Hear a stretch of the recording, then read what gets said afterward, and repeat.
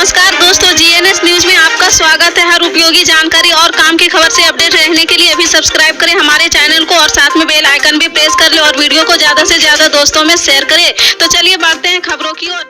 जी हां, आपको बता दें, प्रधानमंत्री नरेंद्र मोदी भाजपा मुख्यालय पहुंचे हैं। केंद्रीय गृह मंत्री अमित शाह, रक्षा मंत्री राजनाथ सिंह और पार्टी अध्यक्ष जेपी नड्डा ने माला पहनाकर उनका स्वागत किया है। 3 राज्यों में बीजेपी को मिली शानदार जीत पर पीएम मोदी कहा, आज की विजय ऐतिहासिक है, अभूतपूर्व है। आज सबका साथ सबका विकास की जीत हुई है।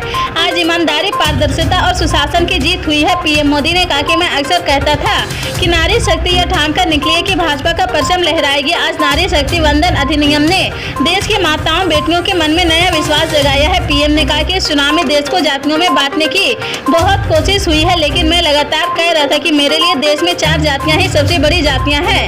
जब मैं इन 4 जातियों की बात करता हूं, तब हमारी नारी, युवा, किसान और हमारे गरीब परिवार, इन 4 जातियों को सशक्त करने से ही देश सशक्त होने वाला है। चुनाव के नतीजों ने एक और बात स्पष्ट की है कि देश का युवा सिर्फ और सिर्फ विकास चाहता है। जहां भी सरकारें ने युवाओं के खिलाफ काम किया है, वे सरकारें सत्ता से बाहर हुई है। चाहे राजस्थान, छत्तीसगढ़ या तेलंगाना हो, इन तीनों राज्यों में सत्ता में बैठे दल अब सत्ता से बाहर है। कर्नाटक के उप मुख्यमंत्री डीके शिवकुमार ने देश की सबसे पुरानी पार्टी पर विश्वास जताने के लिए तेलंगाना की जनता के प्रति रविवार को आभार जताया है। श्री शिवकुमार ने यहां संवाददाताओं से कहा कि जनता ने बदलाव का फैसला किया है। प्रगति और विकास के लिए बदलाव होना ही चाहिए। तेलंगाना में मुख्यमंत्री के चेहरे के बारे में पूछे जाने पर उन्होंने कहा कि पार्टी इस पर फैसला करेगी। विधानसभा चुनाव सामूहिक नेतृत्व पर लड़ा गया है। मैं यहाँ उन मुद्दों पर चर्चा करने के लिए नहीं हूँ। केसीआर और केटीआर से उनके संबंधों के बारे में पूछे जाने पर उन्होंने कहा, मैं केसीआर या केटीआर पर कोई टिप्पणी नहीं करना चाहता हूं। जनता उन्हें पहले ही जवाब दे चुकी है। इस बीच कांग्रेस कार्यकर्ता ने राज्य में पार्टी कार्यालय में जश्न मनाना शुरू कर दिया है। प्रदेश कांग्रेस अध्यक्ष रेवंत रेड्डी ने पार्टी कार्यकर्ताओं और नेताओं को बधाई दी है। 4 राज्यों में हुए विधानसभा चुनाव के नतीजे पर प्रधानमंत्री नरेंद्र मोदी की प्रतिक्रिया आई है। पीएम मोदी ने ट्वीट कर कहा कि मध्य प्रदेश, राजस्थान और छत्तीसगढ़ के चुनाव परिणाम बता रहे कि भारत की जनता का भरोसा सिर्फ और सिर्फ सुशासन और विकास की राजनीति में है। उनका भरोसा भारतीय जनता पार्टी में है। पीएम मोदी ने मध्य प्रदेश, राजस्थान और छत्तीसगढ़ की जनता को नमन करते हुए कहा कि भाजपा पर अपना स्नेह, विश्वास और आशीर्वाद बरसाने के लिए मैं इन सभी राज्यों के परिजनों का, विशेषकर माताओं, बहनों, बेटियों का, हमारे युवा वोटर्स का हृदय से धन्यवाद करता हूं। साथ ही यह भरोसा देता हूं कि आपके कल्याण के लिए हम निरंतर अथक परिश्रम करते रहेंगे। पीएम मोदी अपने ट्वीट पर पार्टी कार्यकर्ताओं की भी हौसला जताई है कि पीएम मोदी ने कहा कि इस अवसर पर पार्टी के सभी परिश्रमी कार्यकर्ताओं का विशेष रूप से आभार। आप सभी ने अद्भुत मिसाल पेश की है। भाजपा की विकास और गरीब कल्याण की नीतियों को अपने जिस तरह लोगों के बीच पहुँचाया है, उसकी जितनी भी प्रशंसा की जाए वो कम है। हम विकसित भारत के लक्ष्य को लेकर आगे बढ़ रहे हैं। राहुल गांधी ने 3 राज्यों में मध्य प्रदेश, छत्तीसगढ़ और राजस्थान में अपनी पार्टी की हार को स्वीकार कर लिया है। उन्होंने एक्स पर पोस्ट कर कहा कि मध्य प्रदेश, छत्तीसगढ़ और राजस्थान का जनादेश हम विनम्रपूर्वक स्वीकार करते हैं। विचारधारा की लड़ाई जारी रहेगी। उन्होंने तेलंगाना में अपनी पार्टी को मिली जीत पर कहा, तेलंगाना के लोगों को मेरा धन्यवाद। प्रजालू तेलंगाना बनाने का वादा हम जरूर पूरा करेंगे। सभी कार्यकर्ताओं को उनकी मेहनत और समर्थन के लिए दिल से शुक्रिया। कांग्रेस अध्यक्ष मल्लिकार्जुन खड़गे ने मध्य प्रदेश, छत्तीसगढ़ और राजस्थान की विधानसभा चुनाव में पार्टी की हार पर निराशा जताते हुए रविवार को कहा कि उनका दल इन राज्यों में खुद को मजबूत करेगा तथा विपक्षी गठबंधन इंडिया के घटक दलों के साथ मिलकर अगले लोकसभा चुनाव के लिए अपने आप को तैयार करेगा। प्रदेश सीएम योगी आदित्यनाथ ने बीते दिन बैठक में निर्देश देते हुए कहा कि आदतन ट्रैफिक नियम तोड़ने वालों के ड्राइविंग लाइसेंस रद्द कर दिए जाएंगे। साथ ही कहा कि उनके वाहन भी सीज होने चाहिए। इसके अलावा उन्होंने कहा कि स्पीड ब्रेकर बनाते समय सड़क पर यात्रा कर रहे लोगों की सुविधाओं का ध्यान रखा जाए। दरअसल बीते दिन यानी शनिवार को सीएम योगी की अध्यक्षता में उत्तर प्रदेश राज्य सड़क सुरक्षा परिषद की मीटिंग हुई है, जिसमें सड़क दुर्घटनाओं और उनमें होने वाली मौतों को न्यूनतम करने के लिए जरूरी और ठोस कदम पर चर्चा की गई है।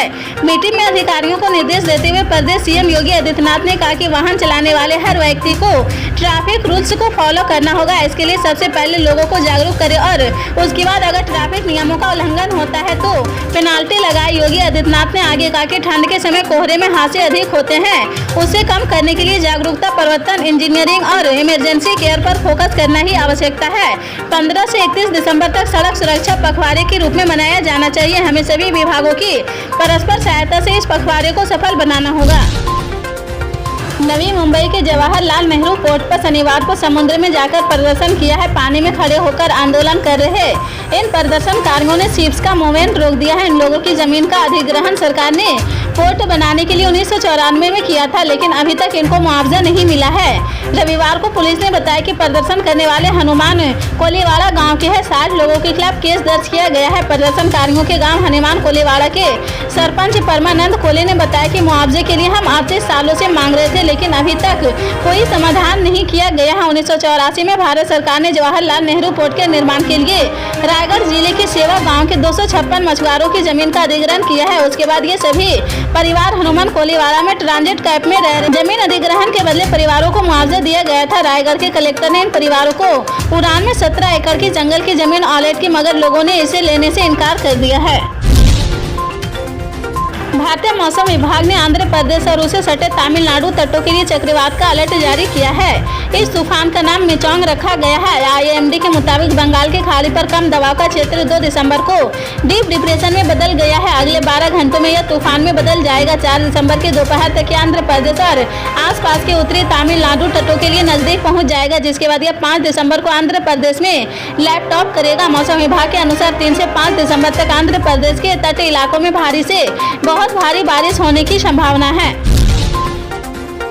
देहरादून के मुख्य डाकघर में 2000 के नोट जमा करने के लिए लोगों की भीड़ जुटी हुई है। दर्जनों लोग प्रतिदिन पोस्ट ऑफिस में 2000 के नोट जमा करवाने के लिए पहुंच रहे हैं। Senior post master TS Kusai ने कहा कि कई लोग 2000 के नोट जमा करने के लिए पोस्ट ऑफिस पहुंच रहे हैं। करीब 20 से 30 लोग जो प्रतिदिन डाकघर पहुंचकर 2000 के नोट जमा करवा रहे हैं। अब तक लाखों रुपए के 2000 के नोट डाकघर में जमा हो चुके हैं और ये संख्या लगातार बढ़ती जा रही है। 2000 के नोटों का प्रचलन से बाहर होने के बाद रिजर्व बैंक ऑफ इंडिया ने इन्हें बैंक में जमा कराने के लिए तय समय सीमा निर्धारित की थी।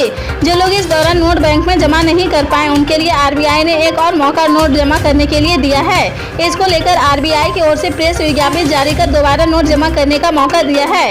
अब 2000 के नोट जमा कराने के लिए लोगों का हुजूम पोस्ट ऑफिस में उमड़ रहा। पल-पल के अपडेट जानने के लिए जुड़े रहें आप अपने GNS न्यूज चैनल से। मिलते हैं अगली बड़ी खबर के साथ, तब तक के लिए जय हिंद।